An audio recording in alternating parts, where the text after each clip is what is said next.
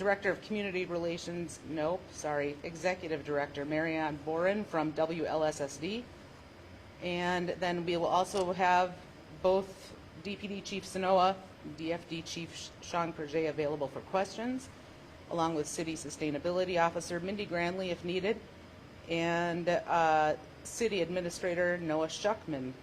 Did I miss anybody? Nope.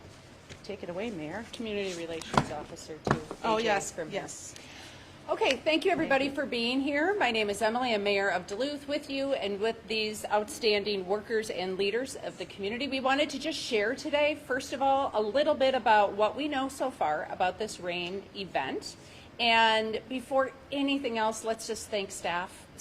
Personally, staff at the City of Duluth, who have to put in a lot of effort and work to not just respond, but to assess, to plan, to help us catalog and figure out what we need to do to close down streets quickly, to make adjustments to traffic patterns, to fix water mains in this kind of weather. And I know other representatives of their organizations will thank their staff, but I also sincerely thank WLSSD and St. Louis County because public workers are doing really, really important things in these kinds of events. So yesterday we spent all day, as many of you did, working through the rainstorm. Maybe you were drying out your basement. Maybe you were helping out a neighbor. Thank you to residents for doing everything that you've done. Here's what we know so far. About 4 inches of rain fell within a 24-hour period. Based on what I learned from the National Weather Service, I think this is the most amount of rain in that time period since the 2012 flood.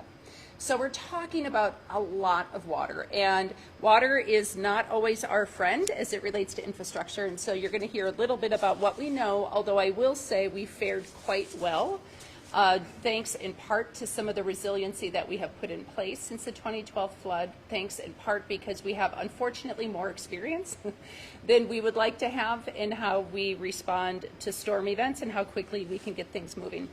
The rainfall comes after significant drought in Minnesota and in Duluth and St. Louis County. These rain events actually do help guide how we move forward, how we design projects moving forward, and how we make improvements to our built environment so that we can be more resilient. Yesterday for us, it was members of our Public Works and Utilities team, Duluth Fire, Duluth Police, Property, Parks and Libraries, Finance, Administration, Community Relations, all deploying and working together to help meet the needs of our community.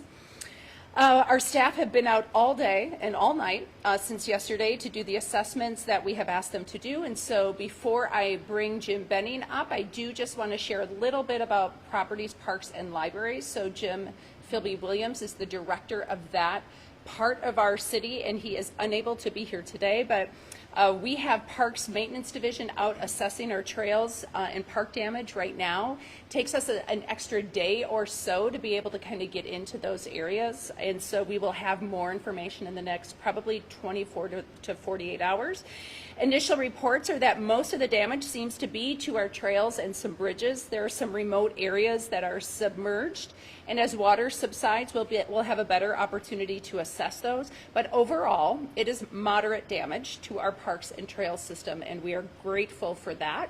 Also speaks a bit to the testament of the resilience we're building into our parks and trails as we continue to expand those.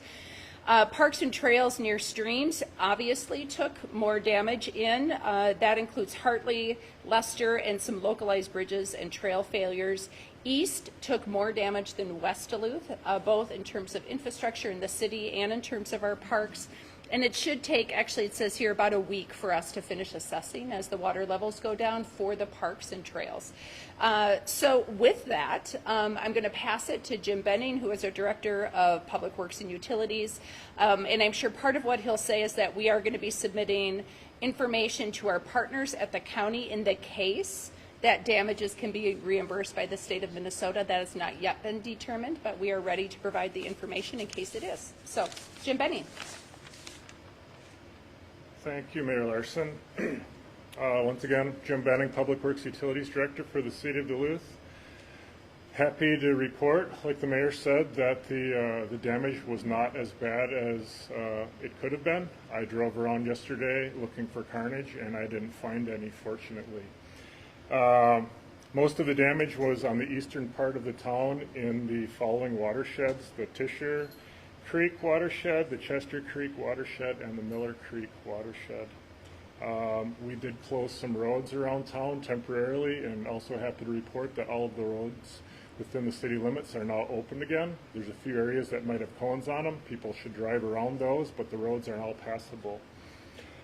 We did have 4 sanitary sewer overflows yesterday. The locations are 60th Avenue East near the lake, 52nd Avenue East and Dodge, 22nd Avenue East near Water Street, and Lift Station 6, which is near the corner of the lake in the downtown area.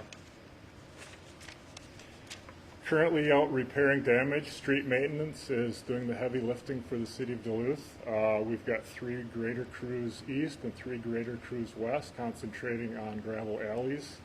Each one of them is followed behind 1 or 2 dump trucks full of gravel. So people that had their alleys wash out or live on gravel roads, those are getting repaired. The remainder of street maintenance employees are driving around the city looking for additional damage and fixing things that they can do just with a small crew.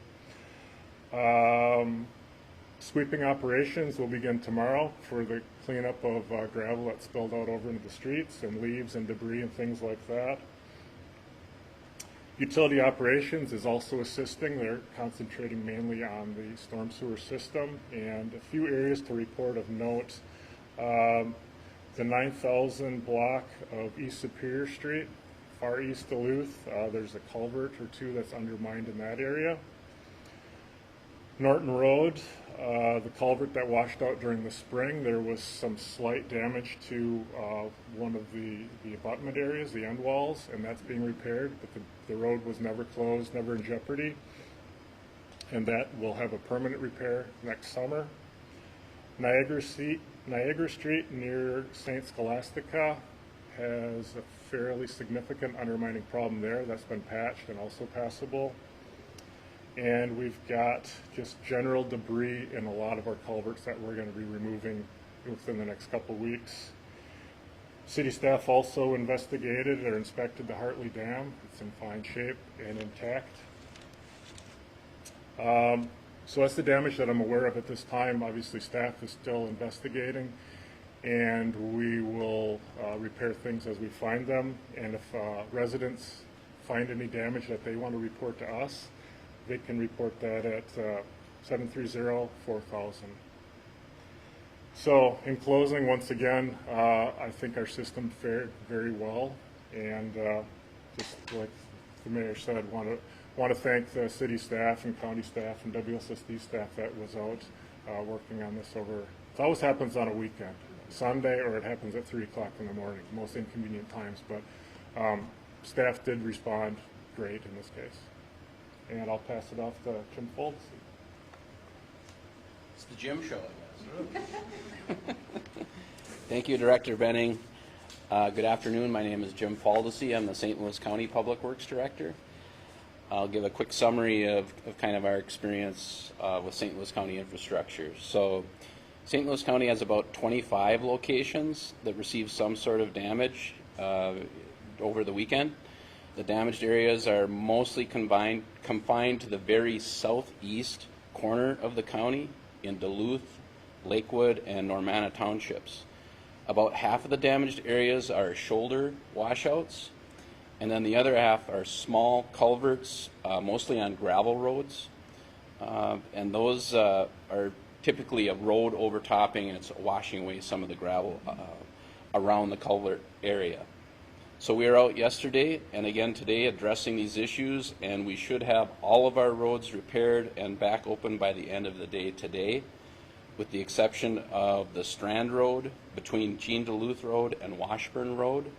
That's probably our most damaged location. Will probably be about $50,000 worth of work to repair that location, but our folks were saying they were trying to get that one open by the end of the day as well, so we'll see.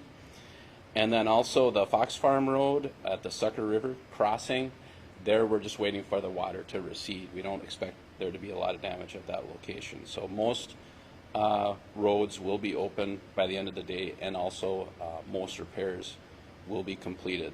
The water is receding, thankfully, at all the locations that had issues.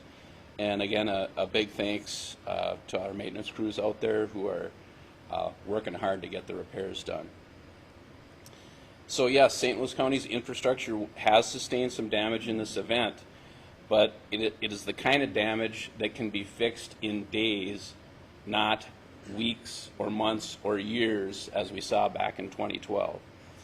Oddly, this is really a success story that it wasn't much worse. Many of the large box culverts, bridges on the larger stream and river crossings were replaced following the 2012 flooding event, and we are now reaping the benefits of a more resilient infrastructure system that can stand up to occurrences like this. The city of Duluth, Hermantown, Proctor, Rice Lake, MnDOT, and others, including the townships, can say the same. That the flood really did have a silver lining in 2012, and we were able to replace a lot of our structures and increase capacities. But that work is not over. We've been performing resiliency planning with the city of Duluth, FEMA, and others to continue addressing infrastructure vulnerabilities. So that work goes on. St. Louis County Emergency Management is working with the city of Duluth and the surrounding townships to compile damage assessments to determine if it will rise to the level of a state or federal disaster declaration. With St. Louis County Public Works, we're estimating about $100,000 to $150,000 worth of damages at this time. That's an early assessment. All entities need to report a combined total of over $440,000 in damages in St. Louis County to meet the state declaration threshold. So we'll be working with our partners to add up those numbers and see where that lands. And then finally, a reminder again about safety. Don't drive through standing water when these types of events occur. Turn around, don't drown. We hear that saying quite often in these situations. Call 911 to report unsafe road conditions that are not already marked with signs and barricades. You know, we find that in flooding situations like this, the problems move. We have to chase them around as that water goes through the drainage system.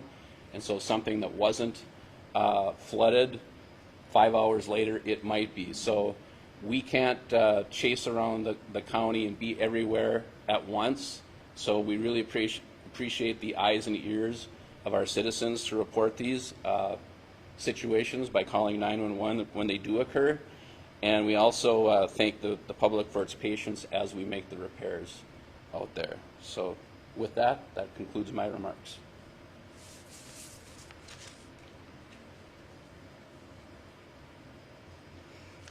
Thank you. So in regard to WLSSD, happy to report we had no damage and really very, very few issues during the high rain event. The average flow that we'll see at the wastewater treatment plant is generally in the 35 to 40 million gallon area. During this past rain event, we did peak above 100 million gallons a day and sustained above 80 million gallons a day, even going into today. In 2012, that would have resulted in overflows throughout the system. In this particular case, we did report overflows in 3 locations, an active overflow on London Road and 13th Avenue East that had a duration of about 40 minutes, and then 2 manholes that had small overflows that resulted in us just having to reseal the covers and a little bit of cleanup, one in Hermantown by the mall area and one in Jefferson and 14th. Really unheard of compared to the experiences we would have had in the past. Again, everybody working together makes these events easier and easier to manage, and the investment in infrastructure is really benefiting all of us in the area when we have unanticipated events such as this. Just a reminder for folks, when we see at the sanitary district flows in excess of 100 million gallons a day, that means we have stormwater getting into the system. And so for homeowners and businesses, Just a reminder to make sure your sump pumps are not being pumped to the sewer, but being pumped outside.